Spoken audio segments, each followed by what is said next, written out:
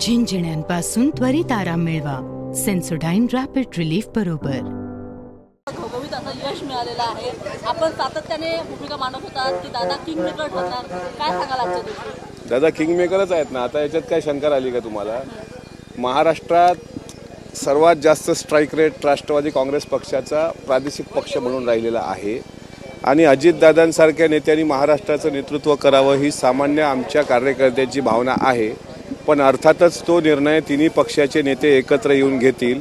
उद्याचा शपथविधीचा दिवस आहे आणि आज संध्याकाळी कोण शपथ घेणार हे आपल्या सर्वांच्या समोर येईल. पण आमची इच्छा आम्ही व्यक्त केली आणि महाराष्ट्रामध्ये एकंदरीत मायबाप जनतेने आणि आपल्या लाडक्या बहिणींनी विशेषतः ज्या पद्धतीनं भरभरून यश महायुतीच्या पारड्यात पाडलं, इतकंही पाडलं की महाविकास आघाडीकडे कोणी विरोधी पक्षनेतासुद्धा शिल्लक राहू नये याचीसुद्धा आम्हाला खंत वाटते. कारण डॉक्टर बाबासाहेब आंबेडकरांनी लोकशाही प्रबळ करण्याकरता विरोधी पक्षनेता पण म्हणजे विरोधी पक्ष पण असला पाहिजे. पण दुर्दैवानं तो पण आज महाराष्ट्रात नाही. पण इतक्या मोठ्या प्रमाणात आमचे आमदार निवडून आले. काही ठिकाणी जुन्नरला आमचा झालेला पराभव, खेड आळंदीला झालेला पराभव तो निश्चितच वेदनादायी आहे.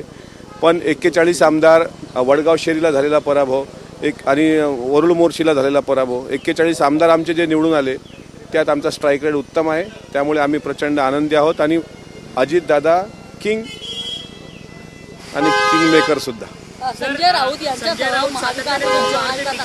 परंतु संजय राऊत आता राज्यसभेवरती जाणं इतपत त्यांच्याकडे शंकाबळ जे आहे आमदारांचं ते आता उरलेलं नाहीये सर. विरोधकांना ऐका, महायुतीच्या यशामध्ये खारीचा वाटा आदरणीय संजय राऊत साहेबांनी उचलला त्याबद्दल त्यांचंही मी अभिनंदन करतो.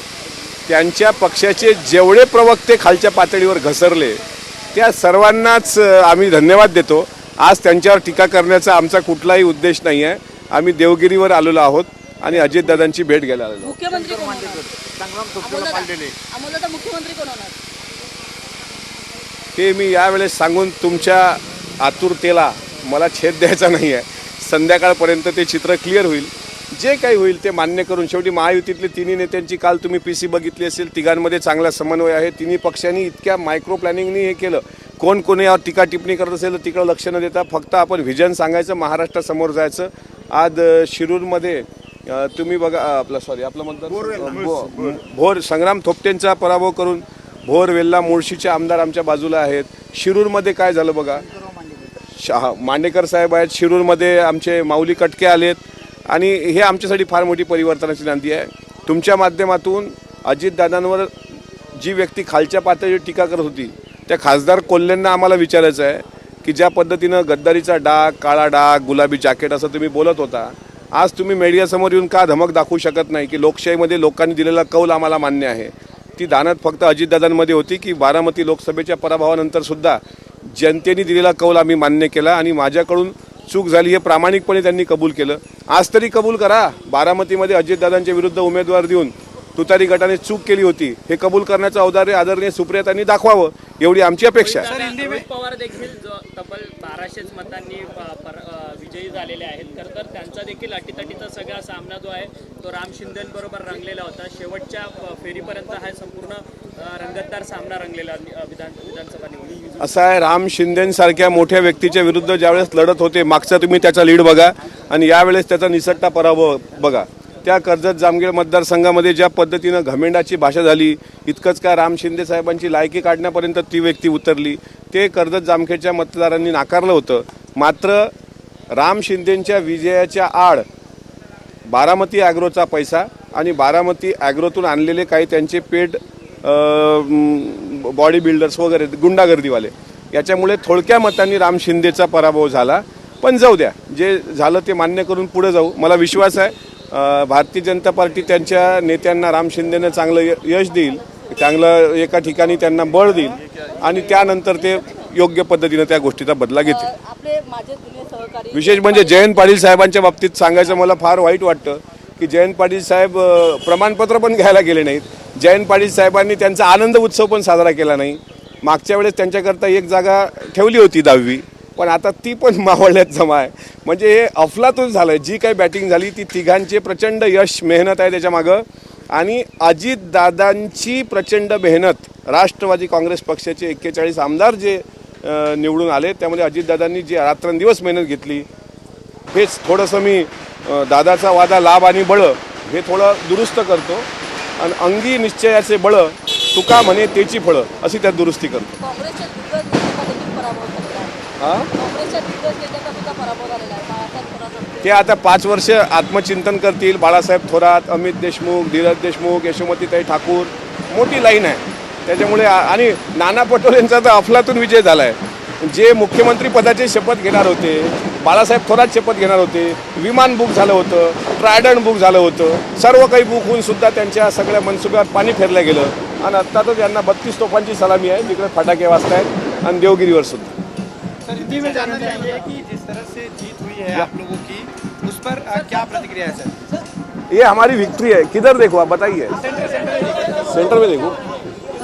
ये हमारे लिए विक्ट्री है. महाराष्ट्र में राष्ट्रवादी कांग्रेस पार्टी का स्ट्राइक रेट ये सबसे अच्छा रहा है. आदरणीय अजीत दादाजी के नेतृत्व में हम सभी लोगों ने अच्छा परफॉर्मेंस दिया. हमारे सब विधायक नए विधायक चुन के आए और हम खुश हैं हमारे पूरे इलेक्शन कैंपेनिंग पे. अजीत दादा ने जिस तरीके से मेहनत ली उसका फल हमें मिला. मुख्यमंत्री का चेहरा कौन होगा? आप सबसे ज्यादा जैसे ही रिजल्ट आपके फेवर में या महायुति के फेवर में आने लगा, आपने तुरंत प्रस्ताव रखा कि अजीत दादा को मुख्यमंत्री बनना चाहिए. पार्टी क्या अभी भी कायम है? आप पार्टी का कार्यकर्ता इस नाते राष्ट्रवादी कांग्रेस पार्टी के हर एक सदस्य को लगता है अजीत दादा महाराष्ट्र के मुख्यमंत्री बने और देवगिरी से हम वर्षा तक जाए, हमारी सबकी ख्वाहिश है. और भारतीय जनता पार्टी को that is first largest party now. So तीनों नेता बैठकर या फिर अमित शाह जी या नरेंद्र मोदी जी ठहराएंगे क्या होता है. कल तक की राह देखिए. जो एग्जिट पोल में जिस तरीके से आप दिखाते थे कि महायुति 75, 70, 80, 90 इसके आगे नहीं जा सकती, आज देख लिया आपने पूरा गेम उल्टा हो गया. और हम ये चाहते हैं ऐसा ही होगा. कल शपथ जो लेंगे उसके बाद ही ठहराया जाएगा कि कौन मुख्यमंत्री बनेगा. बारामती का किंग कौन? अजीत दादा पवार. तो क्या शरद पवार जी का मैजिक जो एक्सपेक्टेड था, कहा जाता था कि बारामती मतलब शरद पवार है, अब वो बात पास्ट हो गई है? बारामती में पवार साहब का योगदान कोई टाल नहीं सकता. लेकिन जिस तरीके से लोकसभा के चुनाव हुए उसमें जो जादू चली थी, तुतारी को लेकर, मशाल को लेकर, पंजा को लेकर, वो जादू आपको 4 महीनों के बाद कहीं महाराष्ट्र में विधानसभा में देखी नहीं. बारामती अजीत दादा ने सिंचा उसको, यानी पवार साहब ने खड़ी की. ये हम कबूल करते. अगर मेरे पिताजी ने मुझे कोई खेती दी होगी, वो खेती लेना मेरा कर्तव्य है, लेकिन उस खेती में बीज बोना और उसमें यानी वो फसल पैदा करना, ये मेरे जैसे के मेहनत का काम है. अजीत दादा ने उस पर फसल पैदा की. जो उनके घर का ही एक लड़का उनके आगे खड़ा किया गया था, 1 लाख मतों से वो गिर गया आज.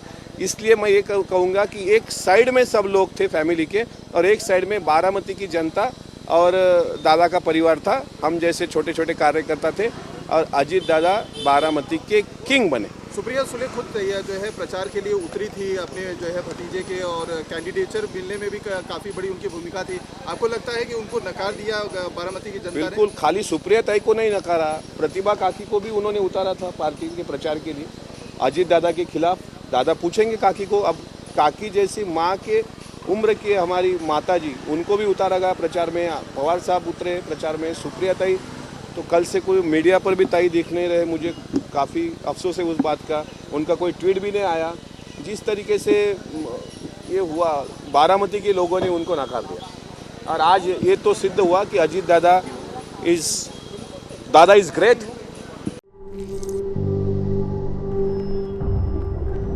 झिंझिण्यांपासून त्वरित आराम मिळवा सेन्सोडाइन रॅपिड रिलीफ बरोबर.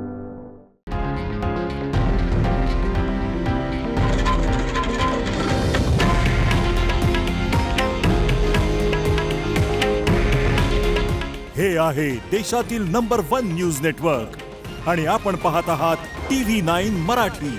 काळजी तुमची, हित महाराष्ट्राचं.